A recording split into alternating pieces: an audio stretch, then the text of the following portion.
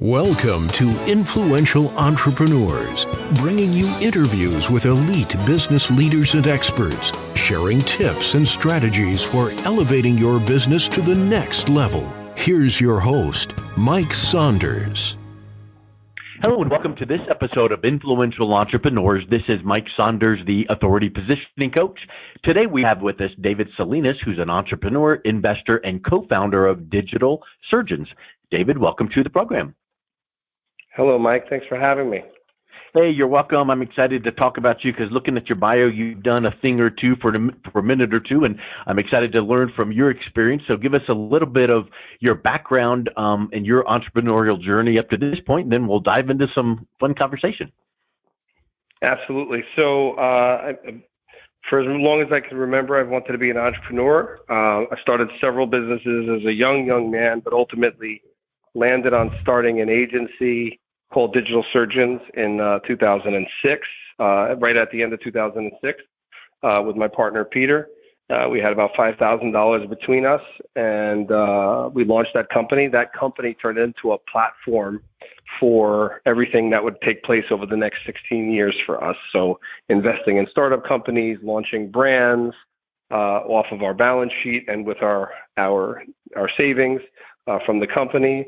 Got into real estate development, and we've been just having fun. You know, that's you hear that, and I think people think it's kind of like cliche, like, oh, just have fun. But that really is a big part of business and personal success, right? I mean, when you can pull back a little bit and have pockets of fun, maybe it's not fun all the time, like you hear about these companies that, you know, that you're skateboarding through the office and playing pinball in between your meetings. Maybe it's not that level, but talk a little bit about the environment of having fun, which then stimulates good business. Yeah, I think there's two different sides of fun, right? So people think that the skateboarding, sort of ping pong, foosball table thing is like part of culture and fun for employees. I want to separate that for a second. I think that is, that's not culture. I think that's gimmicky. I'm talking about like, I really enjoy business. I enjoy the art of it. I enjoy the ups and downs of it, the journey. So for me, negotiations, the energy of business, the coming up with a vision, seeing it through, being right about decisions or ideas, and people. And I think when I say fun, that's the part to me that's fun. Yeah. Obviously there are elements of entrepreneurship that are less fun, which is the HR, people management, the ups and downs of having to manage to manage clients and payrolls and all of that unfun stuff. But for the most part, I'd say that if you can stomach it, it's quite enjoyable. You know, it reminds me of a book way back in the day from a top real estate investor. The book was called The Art of the Deal.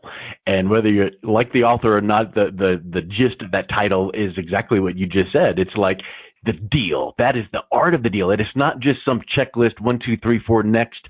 It's like the art of putting together deals in business and creative. And I'm with you. You just get energetic when you talk business, and I can be at a social function and be bored to tears. But the minute we go, ooh, tell me about your business, I'm all in. So it really is that fun. And some people would, I'm glad you separated that out because it doesn't mean, playing games fun. It means let's just make sure that we are present and all in, and that results in fun because you're doing the right things for the right reasons.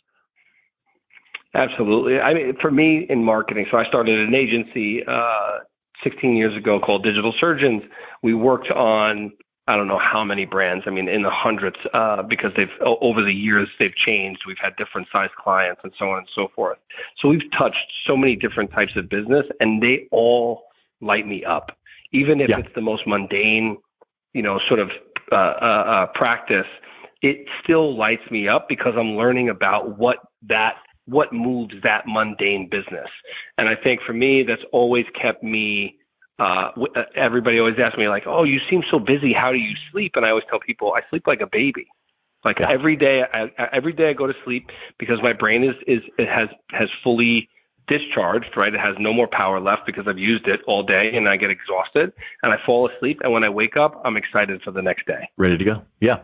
Yeah, I'm the same way. I've done right about 875 episodes on this podcast here, and I've been interviewed on dozens of others. And I literally last week got a file back from when I was interviewed about a month ago, and I was listening back to me being interviewed. And I was like, man alive, that was just electric. I almost made myself a note to transcribe my own interview because it's like, I nailed that. And you'd think after 900 and something interviews, it's like, okay, hey, what do you want to know? Done. But that really is the mark of someone that has found their passion and purpose and where they're at. So I think that is spectacular. And I know that in your bio, you talk about buying a building for $1 and turning it into 25 million. Tell us a little bit about what that process was and some of the hurdles you went through and even failures to end up with that success. Absolutely. So it's true. I bought a dollar building, or a building for $1. The impetus for that was we, as an agency, were growing. We had been through 3 or 4 two different offices, 4 different expansions. Because we kept our budgets tight, right? So when we started, we had 1 office, we moved to a second office, and then expanded it 3 or 4 times. Through serendipity, the building we were in would not allow us to expand anymore, and wouldn't allow us to, and the building had gotten purchased. So through necessity, we went out looking for another property. I was the CEO of the company at the time, so moving us was very important. We had about 20 months left on the lease, and we had to, and that time can go really quickly when you have construction and office build out and all this stuff. So knowing that throughout the years that had been a headache, not wanting to lose time, we went looking for property, and we struck out. We couldn't find anything affordable in the city we wanted to be in that had the look and feel, the aesthetic that we were looking for, and the energy we were looking for. So in the back of my head, I had this idea from years ago, prior to WeWork, prior to all these co-working spaces, to build a building for a collective building where we'd house people of a similar mindset, creative mindset, technological mindset, and bring everybody together.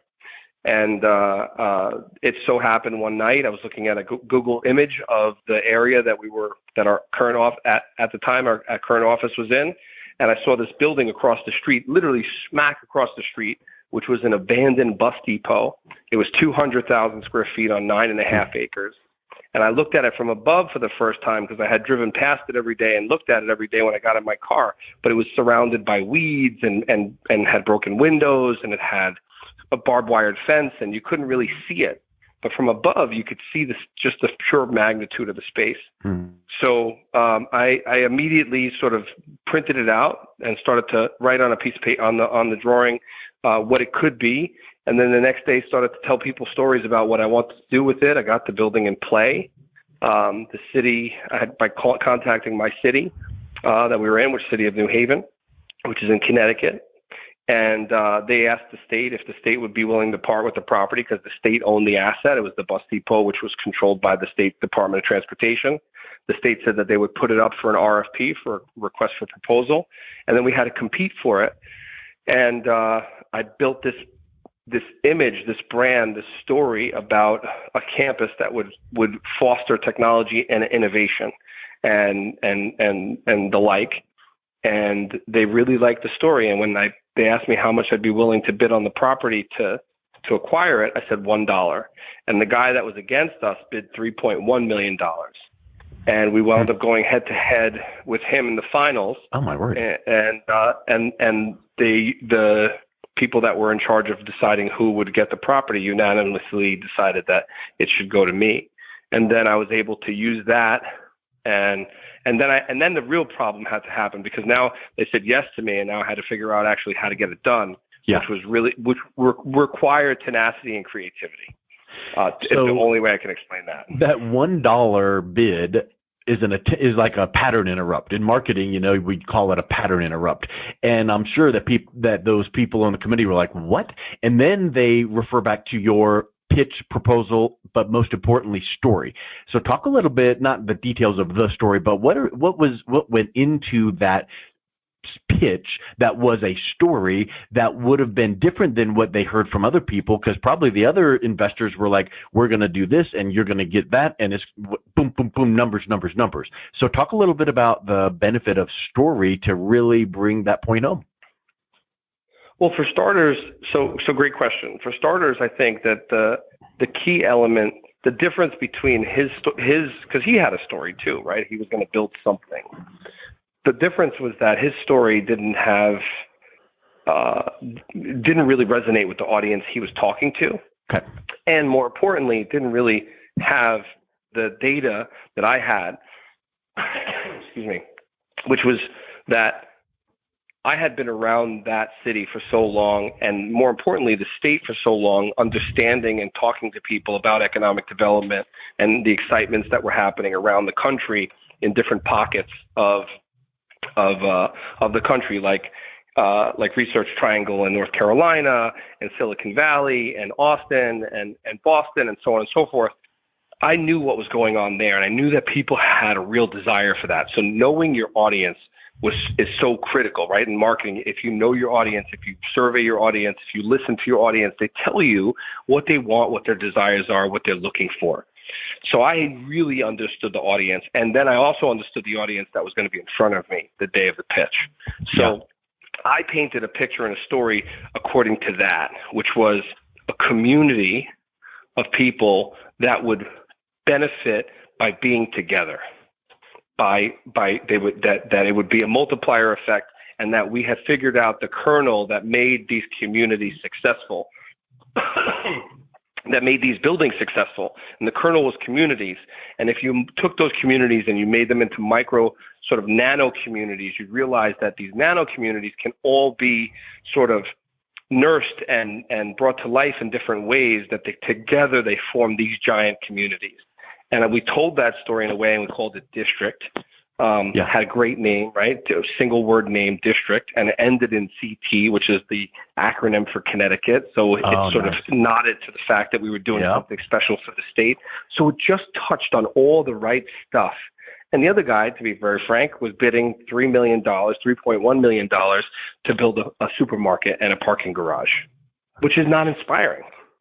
Yeah, I was going to say it's not sexy, inspiring, and I think all those little, and did you happen in your pitch to have the CT in the word district bold or a different color or anything to draw attention to that, or did you point to that at all?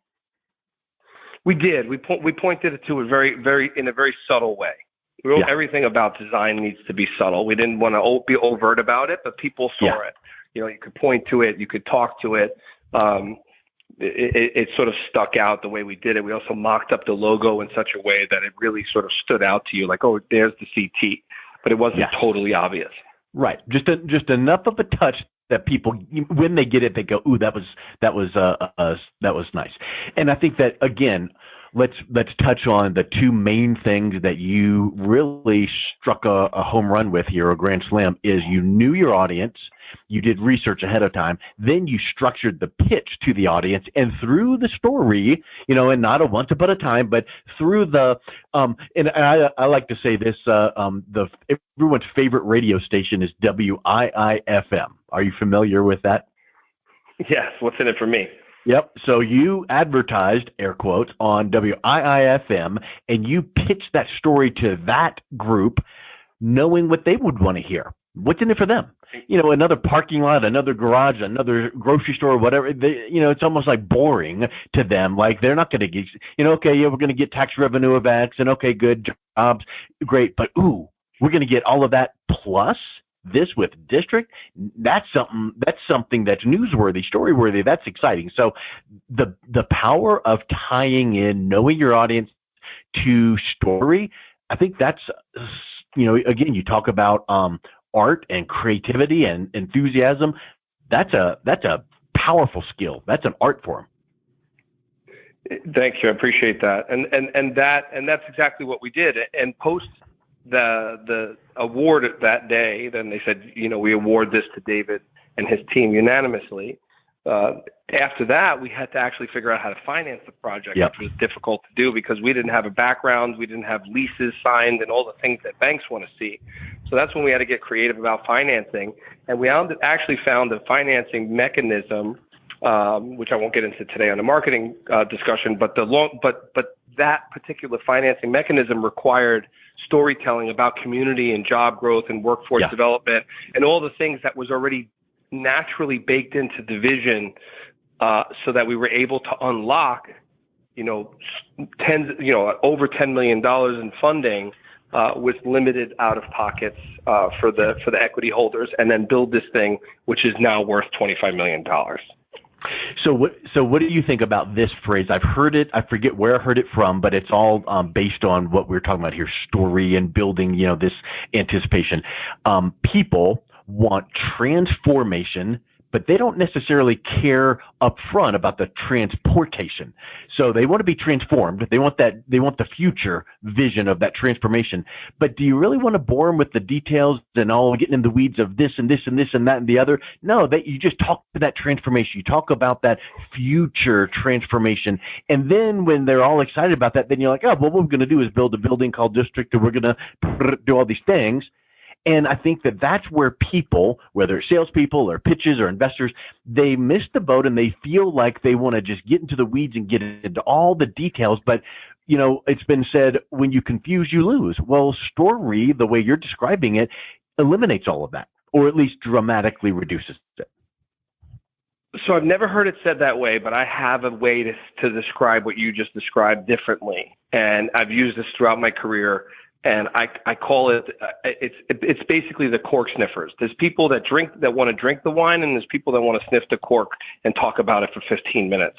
Yeah. And so often in every industry, we just did a huge project in the cannabis space, and I was on stage talking about the brand with a bunch of other brands at a recent conference, and everybody was talking about how much education needs to go into the space, and how we need to educate the customer and do all this stuff.